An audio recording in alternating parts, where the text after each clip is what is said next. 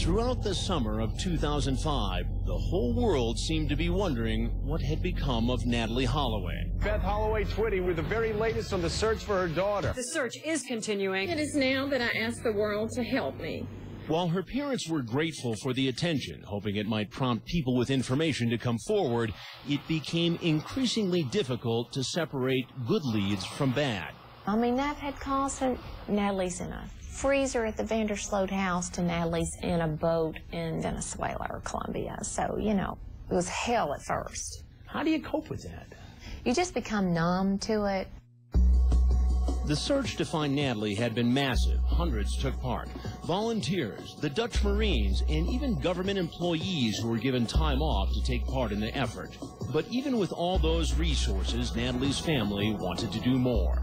So they brought in this man, a hard-charging, hard-living Texan named Tim Miller.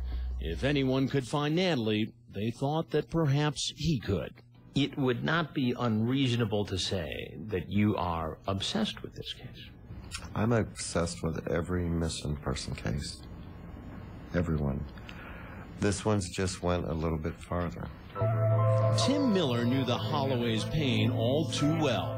2 decades earlier, his 16-year-old daughter, Laura, disappeared. From the start, Miller suspected that she'd met with foul play and was probably dead.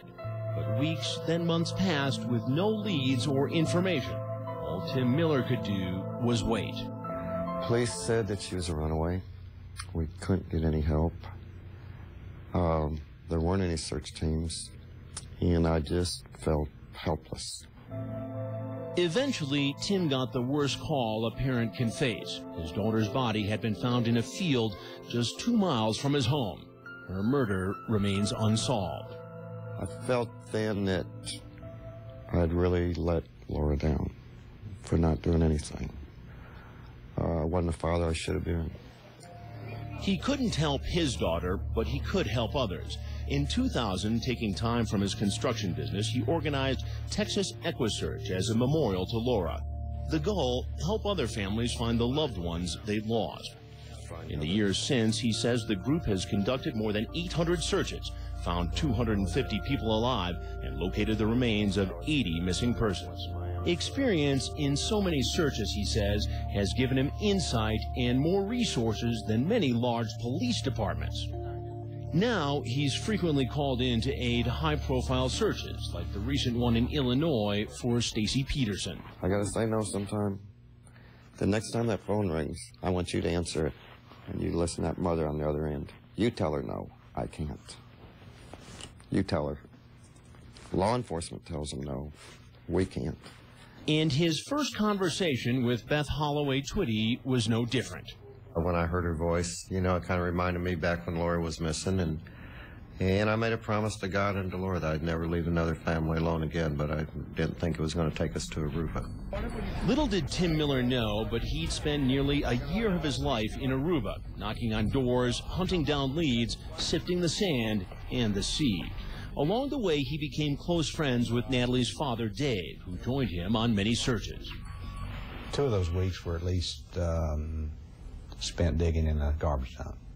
And I'll never forget that day when Dave Holloway's in the bottom of that well on Natalee's birthday, putting trash in a bucket, and I'm pulling it up, thinking maybe they put Natalee in a well and threw trash on top of her. And I said, "It's a hell of a way to spend your daughter's birthday." I said, "Dave, get out of that hole." And so he got out, and I went down, and then he said, "Tim, get out of that hole."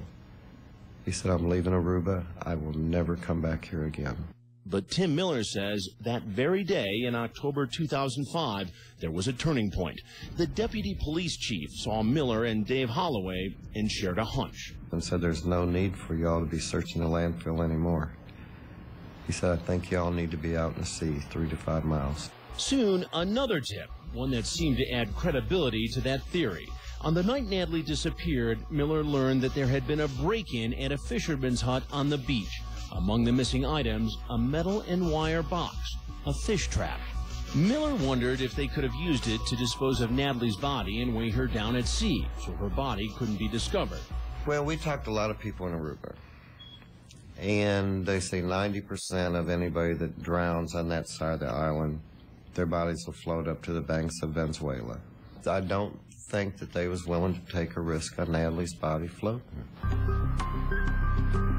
Miller was determined to launch a search, but one sophisticated enough to find a target so tiny, a fish trap, in an area so vast seemed just about impossible.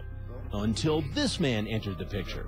His name is Louis Schaefer. First we got to find. I've been following the story ever since it happened, and I felt so sad for Dave and Beth because they just didn't seem like they were getting the cooperation and everything that they needed. Schaefer is a self-made multimillionaire who made his fortune in the underwater exploration business. Schaefer was one of the few people in the world with the expertise to help find Natalie's body if Tim Miller's theory was correct, and he was offering his services free of charge. The plan was to use high-tech equipment to map the ocean floor off Aruba, and then, step by step, use state-of-the-art equipment to scan the bottom for anything that looked like it could contain Natalie's remains. Just before Thanksgiving 2007, Dave Holloway came to see the Persistence, the vessel that he hoped would bring Natalie home. It was the beginning of another heartbreaking turn, one that would take them from heights of hope to depths of despair. You know, Chris, there's been times, I'll be honest with you, you look up in the sky at night or get up and you can't sleep, look up at the stars and say, God, help us. Answer some prayers for us. After 2.5 years of searching, Natalie's parents are told they may finally have an answer. I got a phone call from Tim. And what'd he say? He told me today we found her. When the search for Natalie Holloway continued.